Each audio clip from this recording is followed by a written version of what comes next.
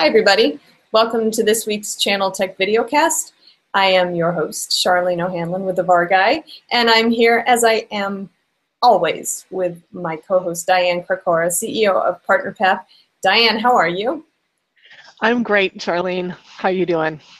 I'm doing great, doing great. A little tired today, but I came off a really great 2 weeks of travel. You know, we did Channel Directions Live last week in Tampa, and then just yesterday, late yesterday, I got home from the Gartner Symposium IT Expo in Orlando, and that was a great show.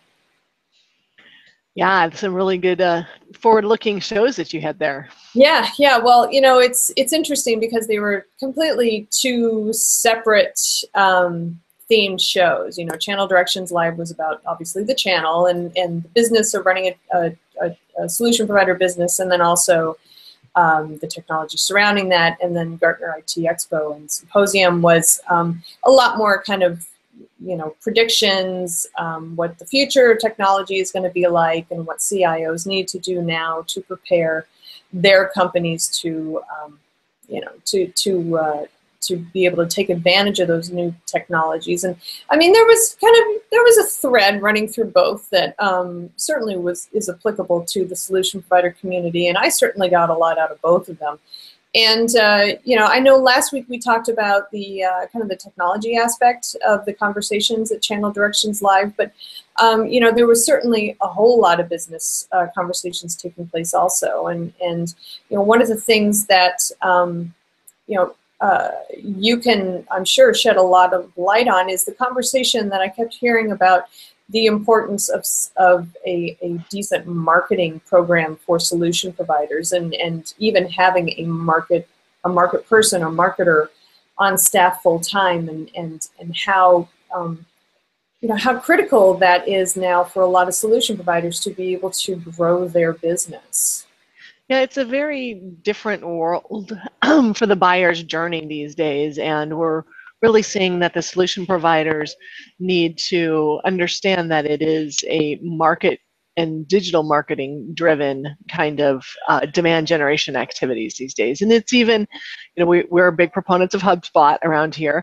And it's, they call it inbound, right? Where you're sending out content and tweets and LinkedIn messages, and that, you know, you're really drawing people to you on your content rather than kind of the old school ways of, you know, having a round table or a breakfast and doing some, you know, cold calling on that. So that we're really seeing a lot of the vendors put in programs and resources to help educate the partners on digital marketing.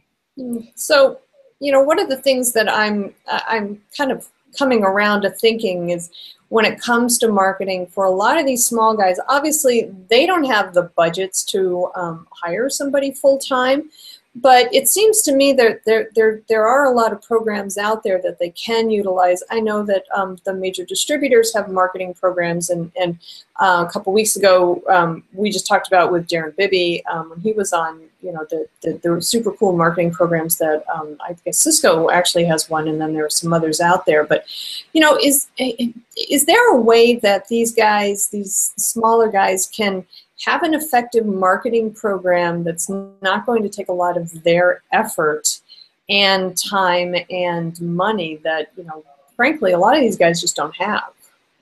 Yeah, and it's an investment, right? They need to start looking at least part-time resources, and there are very cost-effective solutions for them as well that help automate some of the marketing and digital marketing aspects.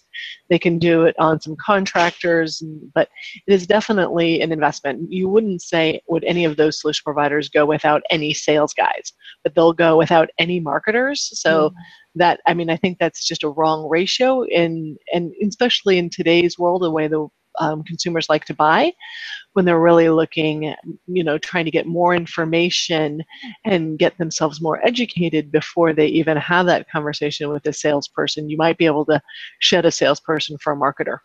So I wonder if part of the issue is, for so long, sales and marketing have been kind of glommed together, grouped together. So, you know, in a lot of people's minds, they think sales, they automatically think marketing, that you know, the two are interchangeable. And really, that's just not true. I mean, you can be a great salesperson, but really, you know, not so good at marketing. Not to use the word I wanted to use, but you know. Right. I think that it's two very different disciplines, and there are some really great younger generation coming out of schools and state schools that understand marketing and understand digital marketing, and it's really a course and a discipline these days, and it's not necessarily kind of sales and marketing mushed together as one individual, but I think there's some really great tools out there, and a lot of the vendors are also helping to have education and resources. They're putting in marketing concierge resources to help the solution providers, particularly the smaller ones, kind of get over the hump of seeing the ROI.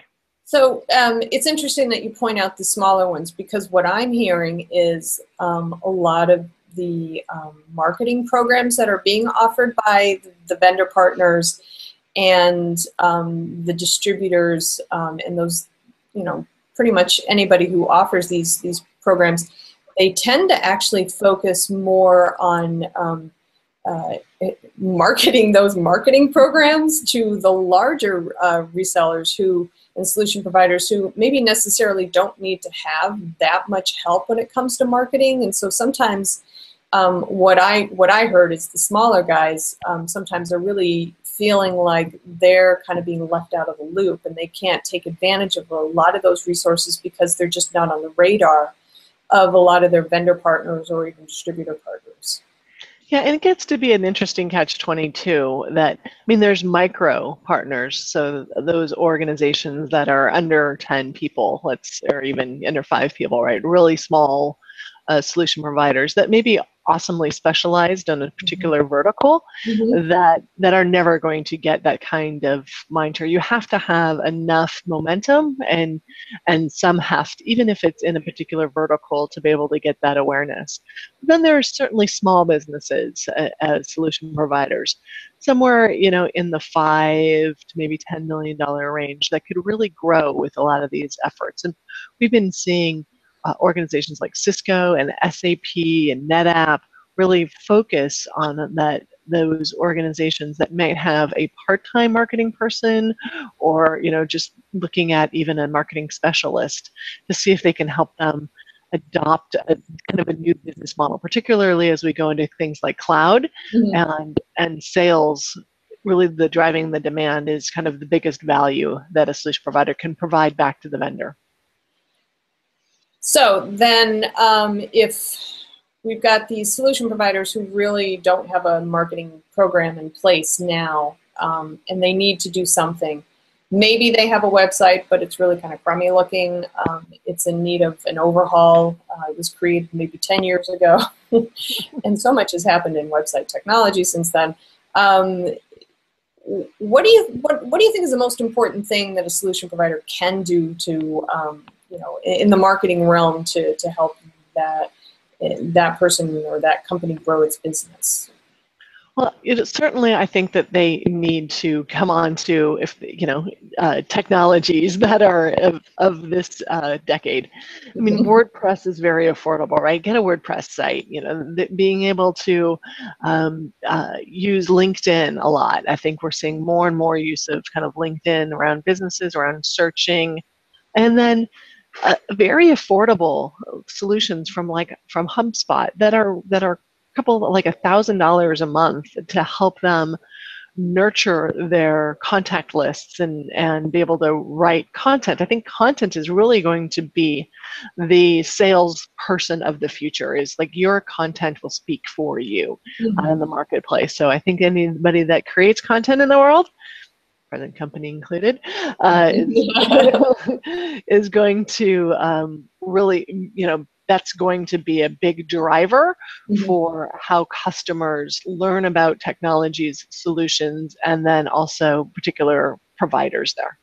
So I would posit that people are banding about this statistic, like you know, the buyer's journey is, you know, something like 80% down the road already before they even call a salesperson. So, you know, I would say that, you know, at least having a website that's got, you know, that looks up to date, obviously, and then has, you know, is content rich, though probably, I would think that those would actually probably be much more important than doing something like, you know, lead generation, but email marketing or what am I trying to say? The traditional, you know, sending out the, you know. Yeah, email marketing. I think certainly content and you know, having content on your site. I think that's one of the things that's truly the hardest for the solution providers as well, right? Is to have that voice and to create content. A lot of the vendors help them with some of the content, but they then have to put a spin on it. They have to put a solution spin on it. Why is it relevant rather than just talking about Cisco technology or a NetApp technology or CA or anything? They really need to put that solution wrapper on it and say, why them? And I think that's probably the hardest part for solution providers, is to get that content. They can create a nice site, right, but what goes in it, right? And I think with some investment, they can, even if it's the CEO or the executive teams, to start blogging or talking about technologies and solutions. Makes total sense. Makes total sense. And I think solution providers, from what I'm hearing, are they get it. The hardest thing for them now is to just pull the trigger because they really don't know where to start. So I think any direction that they can get from the distributors, from their vendor partners, I think is super helpful. But, you know, I think the only thing that vendors and solution providers alike should be concerned about is the, you know, kind of that crossing that line. You don't want your website to basically be you know, a mouthpiece for your vendor. So you know, you want to be your own brand. You don't want to be your vendor's brand. So I think that would be the biggest piece of advice that, you know, if anybody cares what I think, but that would be the biggest piece of advice that I would say. You know, I think we certainly have a long way to go before the sales and marketing piece of the puzzle is fully evolved for a lot of solution providers. Yeah, I think that's great advice to focus on, and to start making it part of your, you know, investment strategy. Just as if you were going to hire technology guys or you were going to hire sales guys, you need to be looking at your marketing spend as well. I agree. Well, so we'd like to know what you have to say about it. As always, we welcome your opinions, so please feel free to use that comment box below us. And you can also use the comment box over at the PartnerPath website, which is www.partner-path.com. Please feel free to send us your comments. We love to hear them, good, bad, or ugly. And we'd also love to hear your ideas for future topics on the ChannelTech VideoCast. So please feel free to submit those as well. Next week, I'm off the road. I don't know about you, Diane. I know you went to AWS this week, so maybe next week we can talk a little bit about that. I feel like I monopolized the conversation today, and I'm sorry about that. So, but mostly in the office next week. I'm out Friday. Okay. All right. Well, then enjoy your day off. But until then, I am your host, Charlene O'Hanlon, saying thank you, as always, to Diane Krakora of PartnerPath. Thank you, Diane. Good to see you, as always, Charlene. Thanks. All right, we'll see you next week. Signing out.